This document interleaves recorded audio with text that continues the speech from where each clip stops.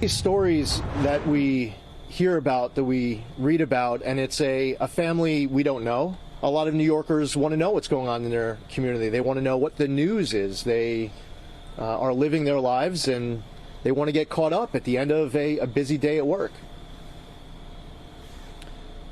It hits really close to home when it shows up on your front doorstep. New York Republican gubernatorial nominee Congressman Lee Zeldin speaking out after two teens were shot 30 feet away from his front door. The congressman's two 16-year-old daughters were home alone at the time of the shooting. David Webb is a Fox News contributor and host of Reality Check with David Webb on Fox Nation. So, you know, Zeldin says this happened 24 hours to the minute of him actually giving an interview on his front porch where this all happened about the rising crime crisis in New York. So here he is out campaigning on the promise to help with this crime crisis, but it is not even immune to his own home when he's out doing this. And mind you, David, there have been no arrests. There's no info on who shot at these two people. So what does that say to the crime crisis and really just the crime sprees that seem to be sparking up all over New York and now in the suburbs? Well, Ashley, it says that they are the result of policy failures by the Democrats, the progressives who are in charge, like Governor Kathy Hochul, and the others who suppress law enforcement's ability to do their job, and also the court's ability to do their job. A couple of things here that people should pay attention to.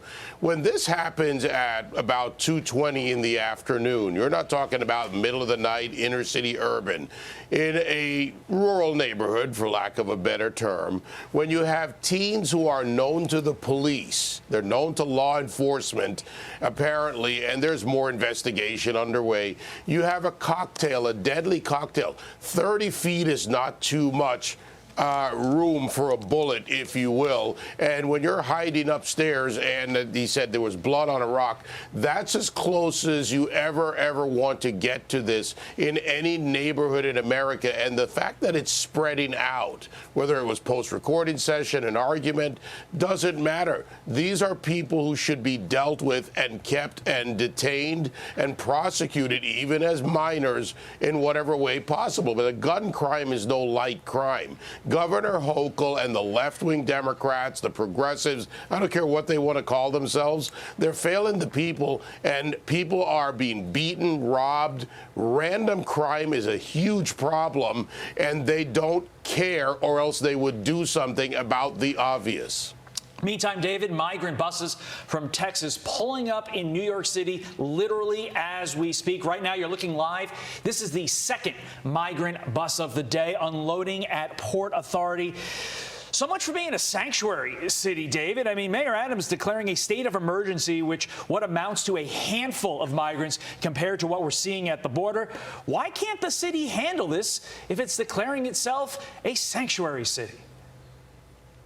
Because this is part of the lie of a sanctuary city, Todd. First of all, Biden's been flying people around the country, transporting people around the country since he's been in office. And it points right to him, points right to the failed border czar, border sheriff, Kamala Harris. And the New York City officials, Eric Adams and others, don't care. Look, I looked at the Staten Island Inn, the story of them walking around the streets begging. You can't book a room till the end of October, so apparently it's booked up till then.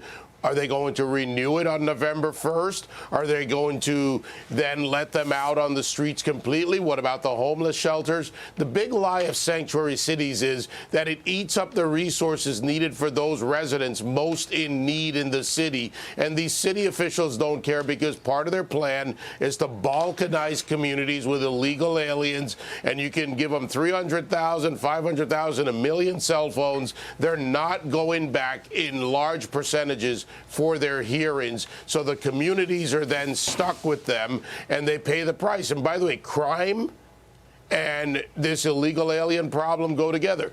Desperate people, unfortunately, and it's a fact, will do desperate things to survive. And David, Mayor Adams needs $1 billion to handle this. I don't know where that money's going, but that's a lot of cash. David Webb, thank you, sir, for being here. We appreciate it.